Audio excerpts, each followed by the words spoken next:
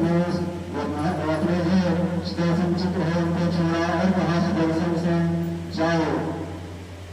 इस प्रकार देश के माता ने चार तरफ से उनकी सुरक्षा करो और भगवान की आज्ञा से सुदर्शन चित्र गया और चारों तरफ से ऐसा प्रकाश फैलाया कि जिससे उसकी रक्षा हो सके।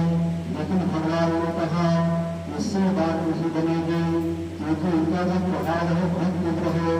जब उनका जो प्रभाव है गर्भ में अवश्य जाएगा और गर्भ में जब जाएगा तो बच्चा जो संतान है वह विनाश हो जाएगा। उनका यह विनाश होना ठीक नहीं है। इसलिए भगवान ने अपने सूचना धारण करके उस बच्चे के पास में, उस जीव के पास में घर में प्रवेश किया और उनकी रक्षा किया। ब्रह्मा तैयार जाकर के उनकी जो शक्ति है वह शुरू हो गया और उसके बाद में फिर भगवान ने ब्रह्मा जी को आदेश किया, ये ब्रह्मा जी इस ब्रह्मास्त्र को अपने पास बुला लें, क्योंकि उससे कामों को वापस नहीं होगा। और ब्रह्मास्त्र को जब वापस नहीं लिया गया तो उधर में जो संतान है उसकी मृत्यु हो जाएगी। जो आगे की लीला जो है उनके द्वारा संपन्न होगी, इसलिए उनका वध होना अनिवार्य है। इसलिए उस ब्रह्मास्त्र में वापस लेना जरूरी है। इसलिए ब्रह्मा जो है भगवान की आदेश का पालन करते हैं। ठीक है, भगवान वैसी आज्ञा यह मान करके उस ब्रह्मास्त्र में वापस लिया और इधर जो है उस बालक की भगवान ने रक्षा की। उसके पश्चात में फिर वह बालक का जन्म हुआ और बालक का जब जन्म हुआ तो पांचवें दिन का नामकरण किया गया। पांडवों का नाम रखा परीक्षित महाराज। वो परीक्षित महाराज इसके बाद में फिर महाराज परीक्षित धीरे धीरे बड़े हैं और बड़े होकर इधर जो है जब पांडवों ने देखा कि परीक्षित जो है अब राज्य संभालने का उनका समय आ गया है, अब हमको अपने जीवन में ज्ञान करके वहां से जाना चाहिए। और इसलिए सभी पांडवों ने अपना अपना जो कार्य कार्य है त्याग करके परीक्षित महाराज को राज्य सिंहासन पर विराजमान करा करके गृहस्थ जीवन को त्याग करके चले गए। और पहाड़ के भीतर में जो पहाड़ है जहाँ वर्ष ही वर्ष है कहाँ जाने लगा। धीरे धीरे जब वह पर्वत पर चढ़ने लगा तो पर्वत उतना था कि जो उनका शरीर है उसमें थकने लगा, आंखें तूफान आया और बहुत वर्षा होने लगा और वर्ष जो है गिर करके सबके शरीर में गिरने लगा और थकने लगा। धीरे धीरे करके अपने सहदेव और धीरे कहने लगा भैया दो वर्ष से थकने लगा है, लगता है मेरे प्राण नहीं बचेंगे। ऐसा बोलते सबका नहीं पर थकने के कारण वर्ष से थकने के कारण से सबकी जो है प्राण हो गया और सबकी जो शरीर है वहीं से वर्ष में थक गया। धीरे धीरे सबका जो है उसे वर्ष में थक गया। अंत में धर्मराज बन गया। धर्मराज और जब धर्मराज को ऊपर से आकाश मान से जब भगवान को जो शरद बन है पार्षद है और उनको होने वाला तो धर्मराज ने कहा ये देवगण मैं नहीं जाऊंगा, तुम नहीं जाओगे। तो उसने कहा जब मैं जाऊंगा तो ये जो पिता है उनको हमारे साथ नहीं जाना पड़ेगा।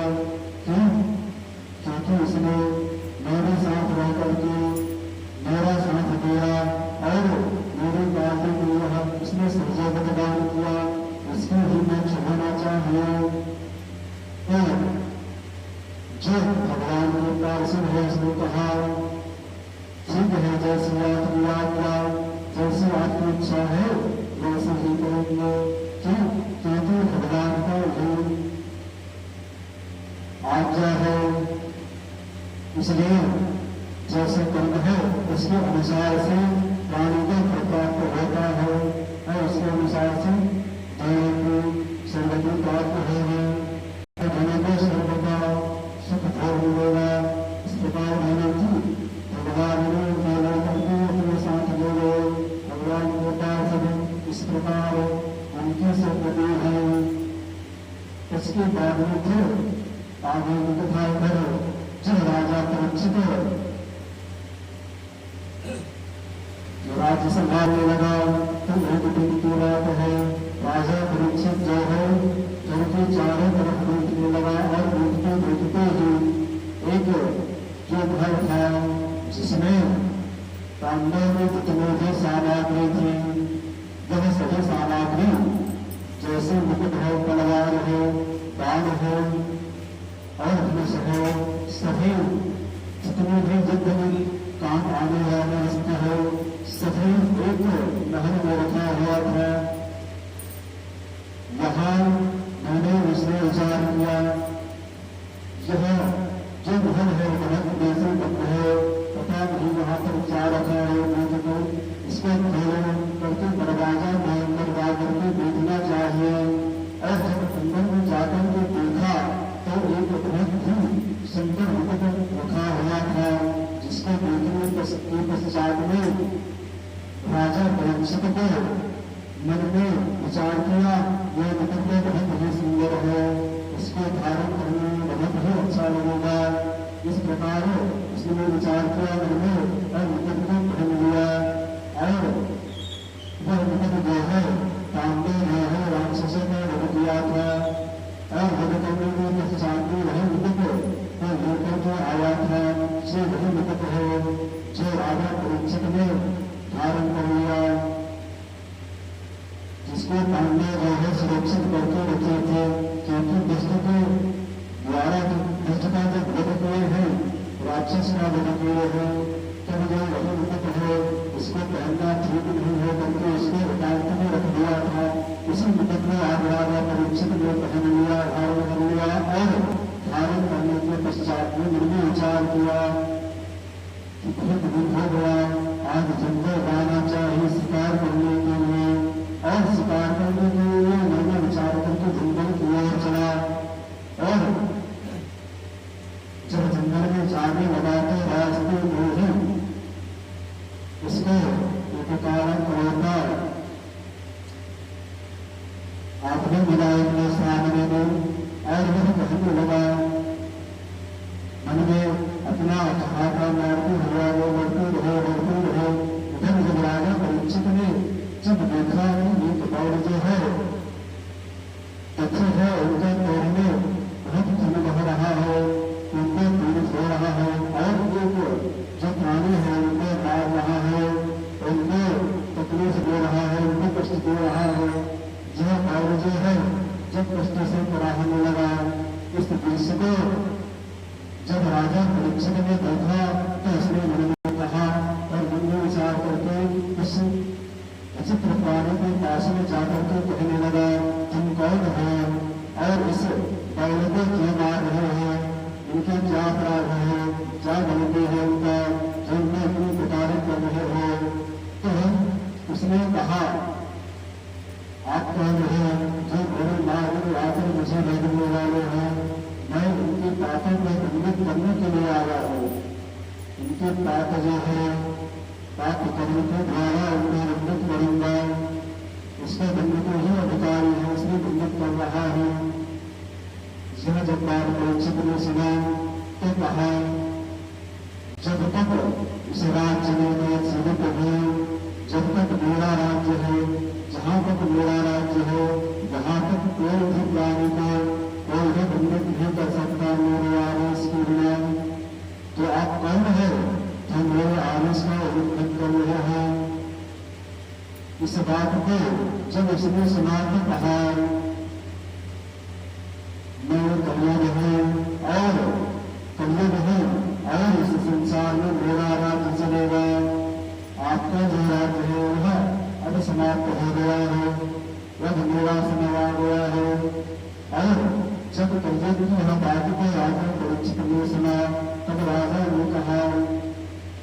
तुम चाहे भले ही हो, जब तक मैं इस संसार में हूँ तब तक किसी का अधर्म होगा, मेरे इच्छा के विरुद्ध और मेरे आदेश के विरुद्ध काम नहीं जा सकता।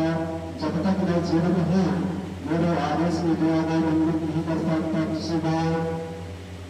जब यह बात को कल्याण ने सुना को कहा और जब मैं बंधन नहीं कर सकता तो कल्याण ने मन में विचार किया और इसने मन में विचार किया और राजा को यह बात को सुना और राजा परीक्षित ने फिर कहा तुमको मैं बंधित करूंगा और बंधित करके तुमको प्राण बंद दे करके मैं सबको सुरक्षा प्रदान करूंगा।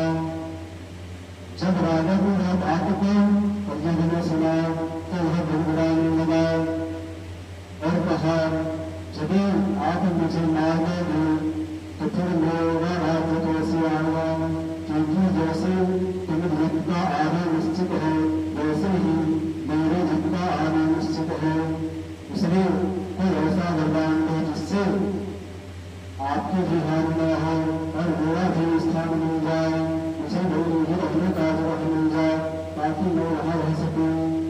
कल्याण ने जब बारहा निवेदन किया तो राजा परीक्षित ने कहा ठीक है, आप दे रहे हैं जगह मांगने की बात तो ठीक है, मैं स्थान देता हूँ वहां आप निवास करना।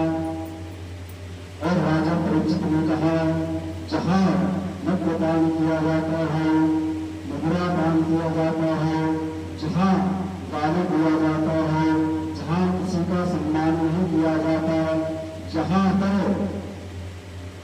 वेश्यावृत्ति होती है, जहाँ गलत आचरण का प्रयोग होता है और जीवों की हत्या होती है, ऐसे स्थानों पर रहोगे।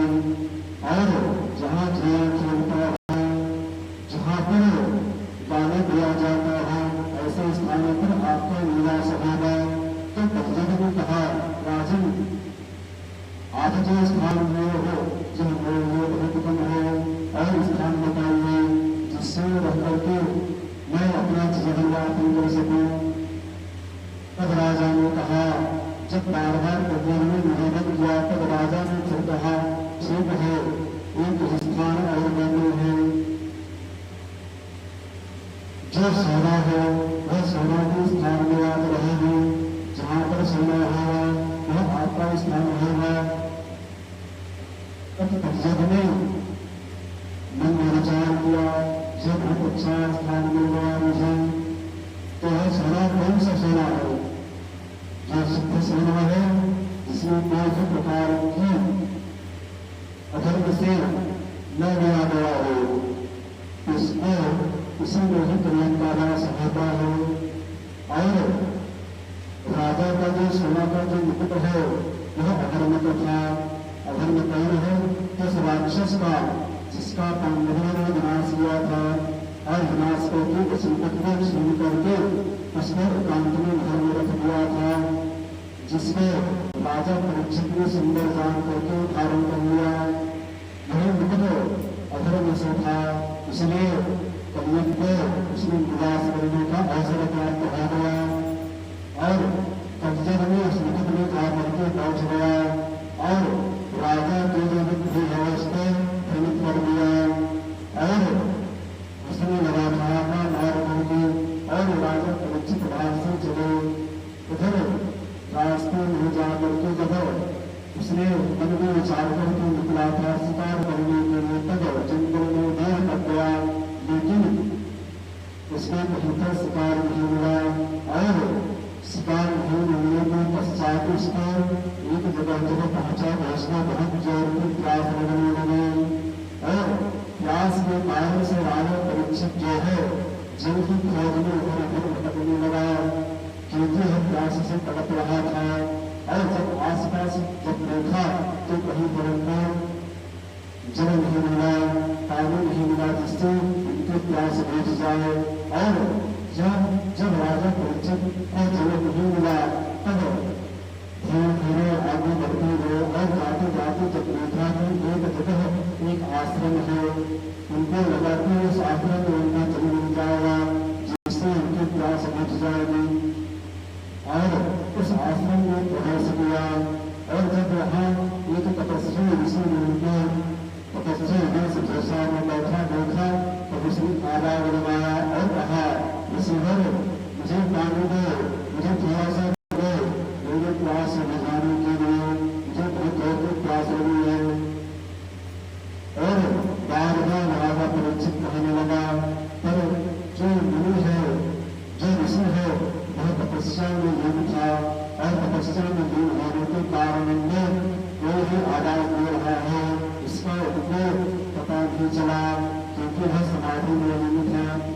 जिसके कारण से उनको भाग नहीं हुआ। और जब राजा परीक्षित को तब नहीं मिला तो वह क्रोध में आ गया और क्रोध में आकर के कहने लगा, यह जो ऋषि मुनि है मेरा अनादर कर रहा है, मेरे ही राज्य में होकर के एक राजा का अपमान कर रहा है, मैं प्रयास के कारण से बढ़ रहा है और आवाज देने के पश्चात भी वो आवाज देने के बाद ही वह वहां से उठ नहीं रहा है, मैं नहीं बोल रहा है कुछ भी बात में और ना ही मुझे बदला करने दे रहा है। यह बात को राजा परीक्षित ने मन में सोचा और क्रोध से खो गया और इधर उधर देखने लगा। वहीं पर एक सर्प तला हुआ था, मरा हुआ। उस सर्प को जब राजा परीक्षित ने देखा तो उस सर्प को अपने पांव से उठा करके उस ऋषि के गले में डाल दिया और वहां से चले गए। इधर ऋषि तपस्या में था। इधर जब उनके पुत्र पर जो सरोवर में स्नान करने के लिए गया था उनके शिष्य उनके जो साथी है उनको जाकर के बताया कि मेरे पिता के आपके पिता के गले में कोई सर्प डाल दिया है। और इस बात को जब उनके पुत्र ने सुना तो क्रोध से खो गए और क्रोध के आदर्श में आकर के उसने वही जो सरोवर में स्नान कर रहा था उसे जल को अपने हथेली में लिया और कहा, मेरे पिता का अपमान करने वाला जो है आज से 7वें दिन तक्षक नाग के डसने से उनका प्रारंभ हो जाएगा। इस प्रकार मेरा वह श्राप है उनको जो भी होगा उनको वह श्राप है और वह श्राप को दिया और वहां से चले आए आश्रम में। इधर यही जो है जब अपनी सावकाश में उठा आंख में मित्र का खोला सत्य को देखा तो सत्य को उठा करके बाहर की ओर से गया और वह उनको जवाब हुआ तो उसने पुत्र ने कहा, पिताजी वह कौन है जिसने मेरे पिता का अपमान किया है और ऐसा अपमान आज तक किसी ने किया है। मेरे भगवान जैसे पिता का इतना बड़ा अपराध किया, इतना बड़ा अपमान किया है। जब बात को सुना जब उनके पिता ने कहा और अपने अंतरात्मा से अपने ज्ञान की दृष्टि से उसने देखा और युद्ध करके उनके पिता जलाकर ऐसा प्राणी नहीं है, वह भी राजा परीक्षित है। यह राजा जो धर्म के मार्ग पर चलता है, सबकी रक्षा करता है और सबके अपने मित्र और पुत्र की भांति पालन पोषण करता था। ऐसे धर्मात्मा राजा है जिसके रहने से इस संसार में धर्म की वृद्धि होती है और अधर्म का विनाश होता है। ऐसे राजा है और ऐसे राजा का मेरे पुत्र ने श्राप दे दिया है। यह भी इतना बड़ा श्राप कि जिसको प्रायश्चित करने पर भी प्रायश्चित नहीं होगा और ऐसे राजा के मर जाने से धर्म की हानि होगी जिससे संसार में अत्यंत का भागीदार होना पड़ेगा। ऐसे इस बात को जब उस बालक ने सुना तब अपने पिता से कहा, यह इसी लायक था क्योंकि वह आपका अपमान किया। तो उसके पिता ने कहा, हे मूर्ख, तपस्या के बल से तपस्या के बल का बहुत बड़ा हमने आज अपराध किया है, बहुत बड़ा गलत प्रयोग किया है। उस राजा को श्राप दिया जिसके न रहने से संसार में धर्म की हानि होगी। ऐसे धर्मात्मा राजा का तुमने उनको श्राप दे दिया, यह ऐसा श्राप कि आज से श्राप नहीं मिली, उनको तक्षक नाग के बसने से उनकी प्रारंभ हो जाएगी। ऐसे राजा को तुमने श्राप दे दिया, ये भी नहीं सोचा क्या राजा जो है कलिकाल के वश में होकर के ही उसका जो दिमाग है उसमें जो बुद्धि कुछ देर के लिए प्रयोग के वश में हो गया था, जिसके कारण से उनके हाथों से आज पहले बार उनके हाथों से ऐसा अपराध हो गया। उसके अपराध जो है अपराध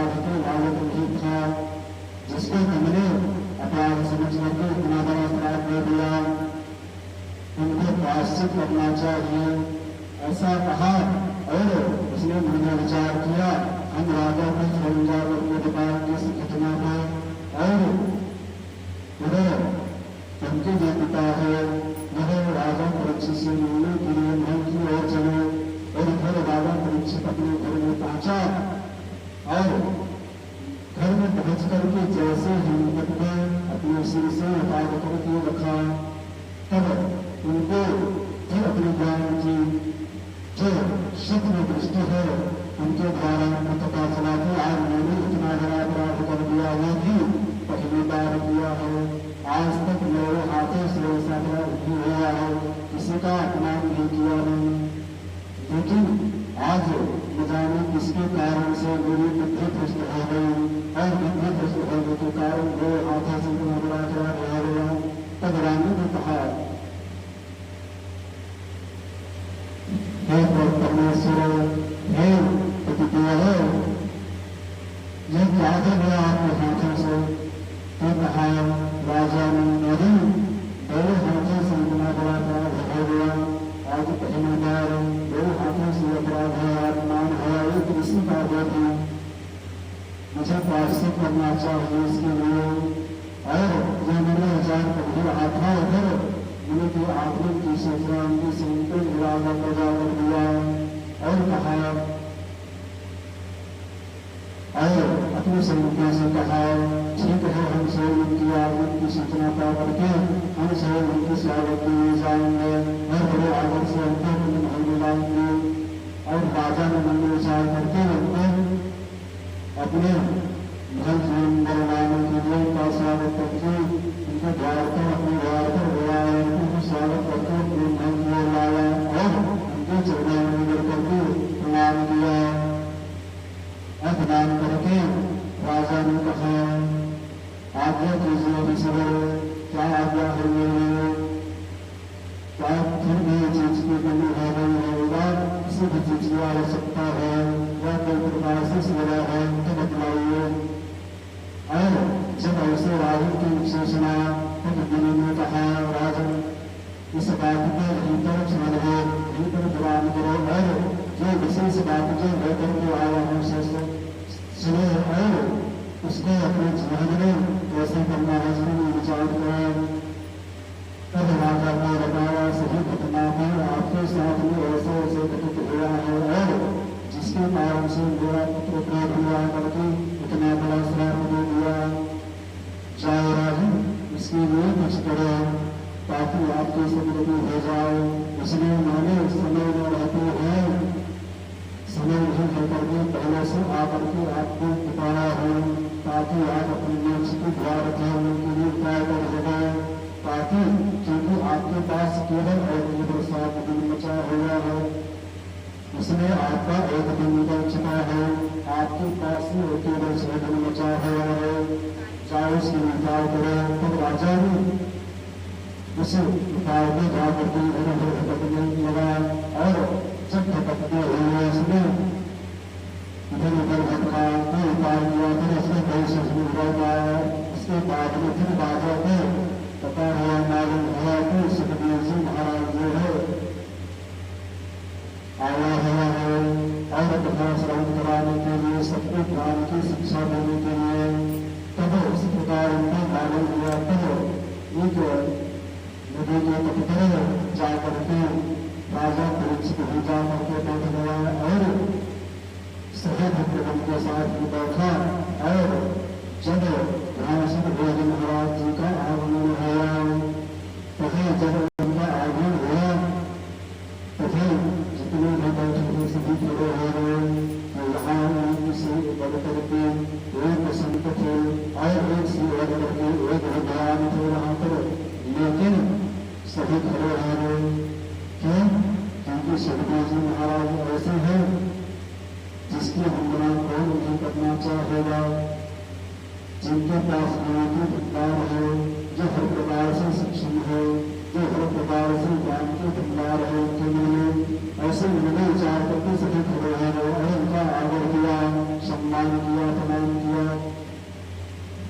तब उसके बाद में फिर सुखदेव जी महाराज आसन पर जाकर के बैठे, सभी को पहले करो और आखिर तक जब बैठा और राजा परीक्षित ने सुखदेव जी महाराज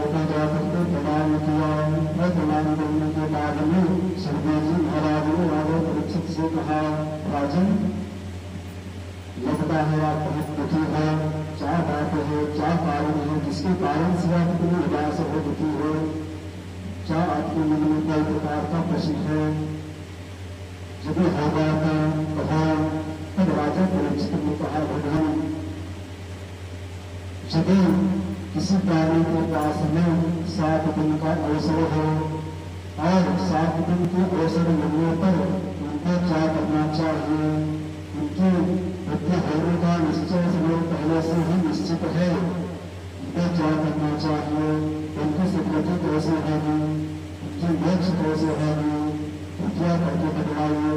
और उसके बारे में फिर राजा परीक्षित के बात में सुनकर के सुखदेव जी महाराज ने कहा, इसका केवल एक ही उपाय है, वह है श्रीमद् भागवत महापुराण की कथा।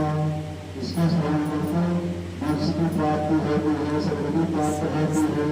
और श्रीमद् भागवत की अन्य की कथा सुनाना आरंभ किया सुखदेव जी महाराज राजा परीक्षित को। इस प्रकार राजा परीक्षित ने धीरे धीरे प्रश्न करना शुरू किया और भगवान की लीलाओं कथाओं का श्रवण करने के लिए कहा, कराने के लिए कहा। और सुखदेव जी महाराज ने कहा, राजन, एक दिन भगवान के जीवन अवतार में वराह अवतार की कथा आती है। वराह अवतार की कथा सुने और ध्यान करें, सुन करके अपने ध्यान जो है भगवान में केंद्रित करें। और एक दिन की बात है, राजा परीक्षित भगवान जो है वराह अवतार धारण करने से पहले हिरण्याक्ष जो है, हिरण्याक्ष नाम का एक दैत्य था। 2 दैत्य थे, एक हिरण्याक्ष और हिरण्यकश्यप, जो आगे चले गए थे प्रहलाद चरित्र की कथा में आएगा।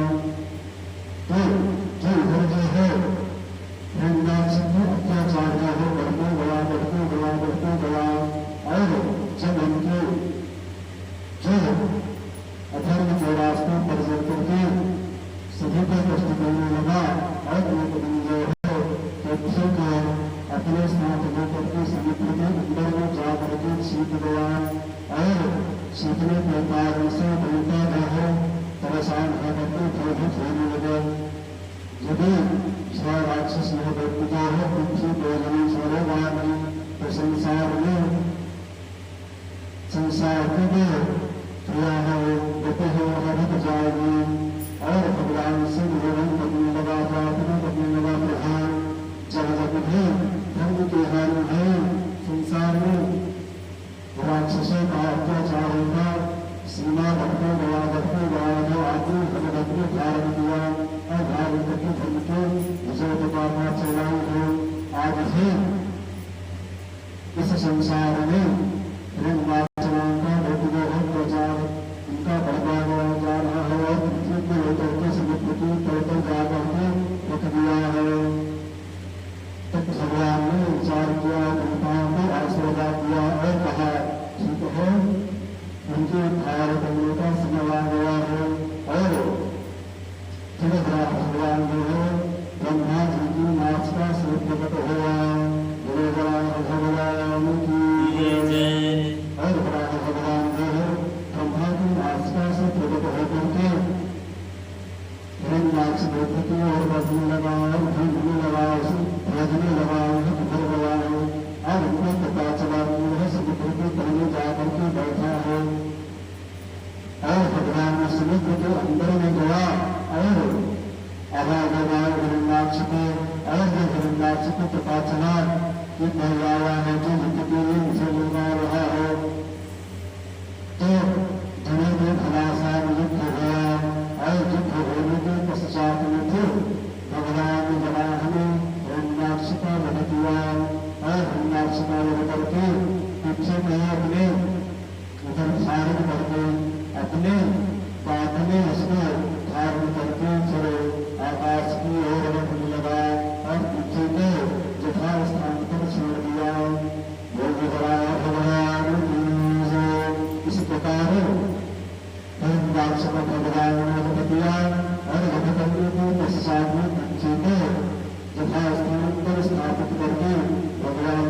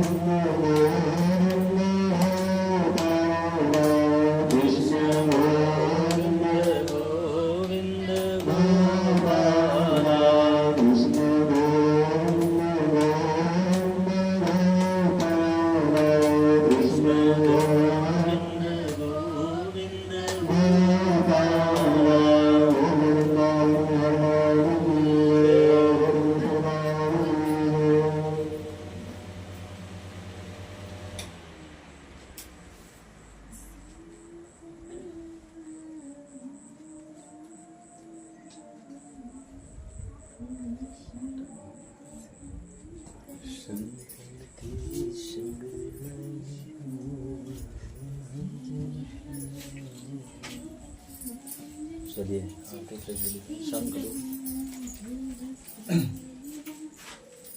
अभी शंख बोलो माइक मत आरती होगा थे इसे की चिल्लाते हैं मुझे देखते हैं चाची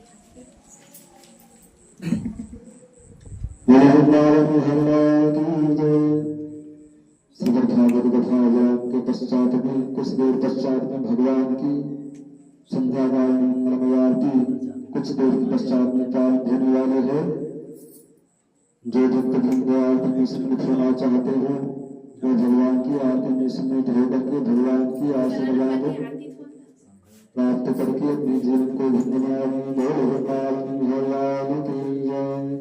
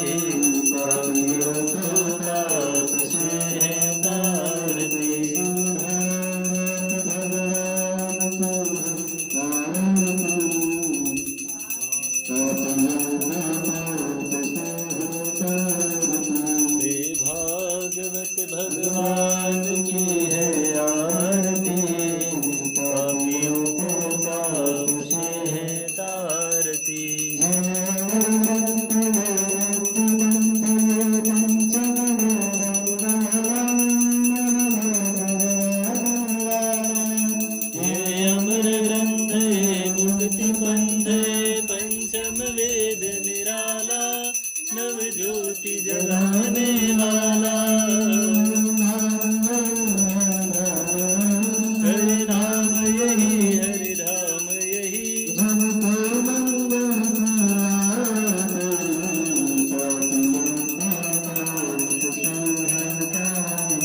श्री भागवत भगवान की आरती, आरती।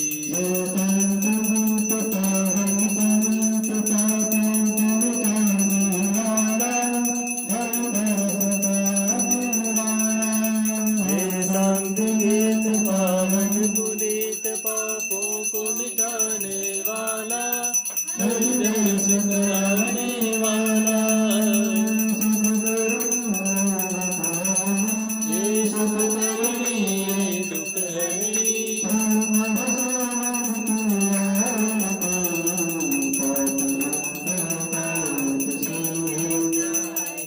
श्री भागवत भगवान की है आरती, पापियों को पाप से है तारती।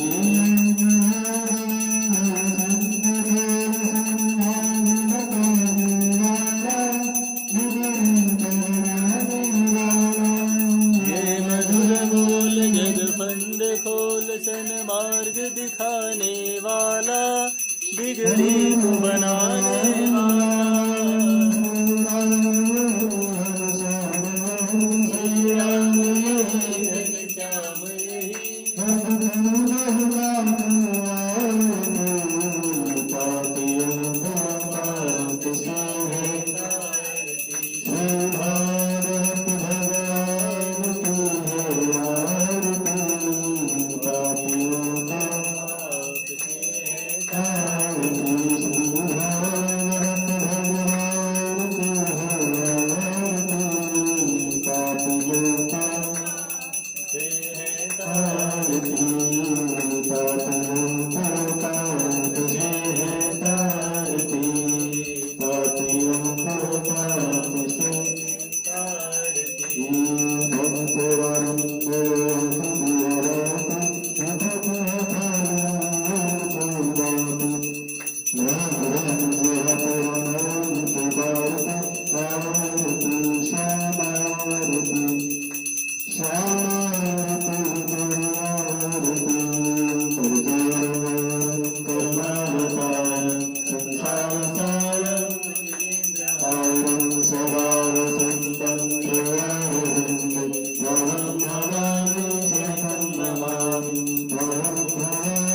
सहितं नमामि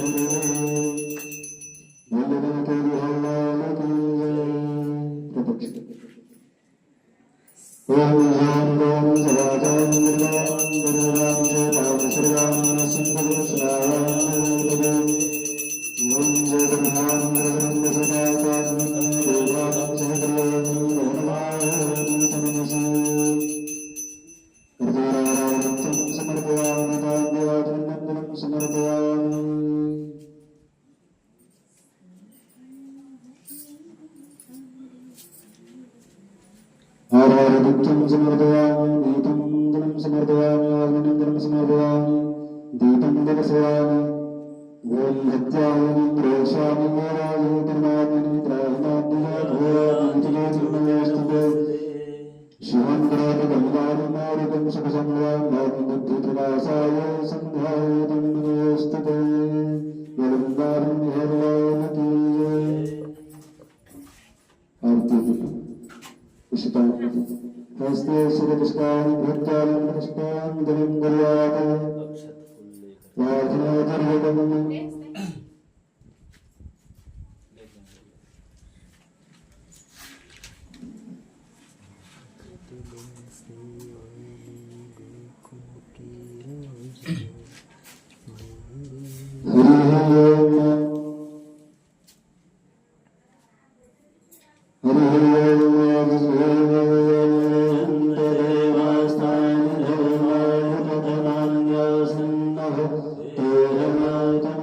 महिमानः सजन्तलक्रतुरवे साध्याय सन्ति देवाः सखेत स्त्री संसार सब दुखिया रहे को यह अभिलाषा हम सबकी भगवान तेरी है विद्या बुद्धि तेज बल सबके भीतर हो लोक पोत धन धान से वंचित रहे न कोई आपकी भक्ति प्रेम से मन भरते राग रस से चित्त न्याय कैसे होगी दूर मेरा भरोसा आपका हमें सराहन स्वासा तेरे नाम की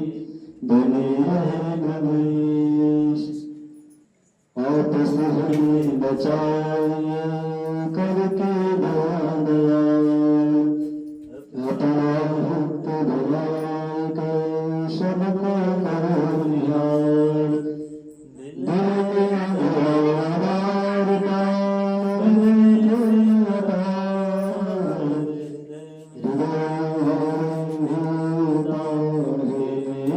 करतार हाथ जोड़ विनती करो सुनिए कृपा निधान साधु संगत दीजिए दया धर्म का दान दीजिए दया धर्म का दान दीजिए दया धर्म का दान जय जय श्री राम जय जय नंद किशोर जय मोती चित चोर प्रभु जय जय लाखन चोर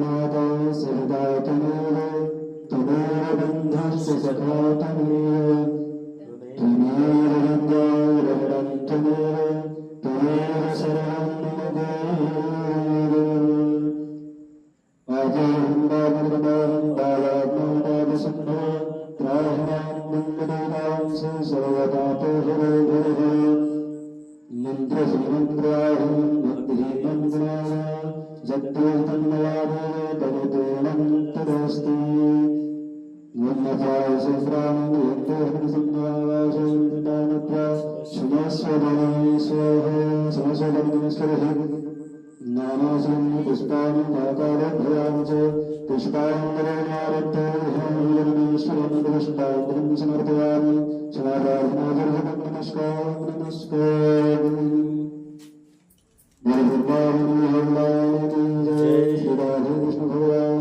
की जय श्याम सुंदर भगवान की जय श्रीमद् भागवत महापुराण की जय।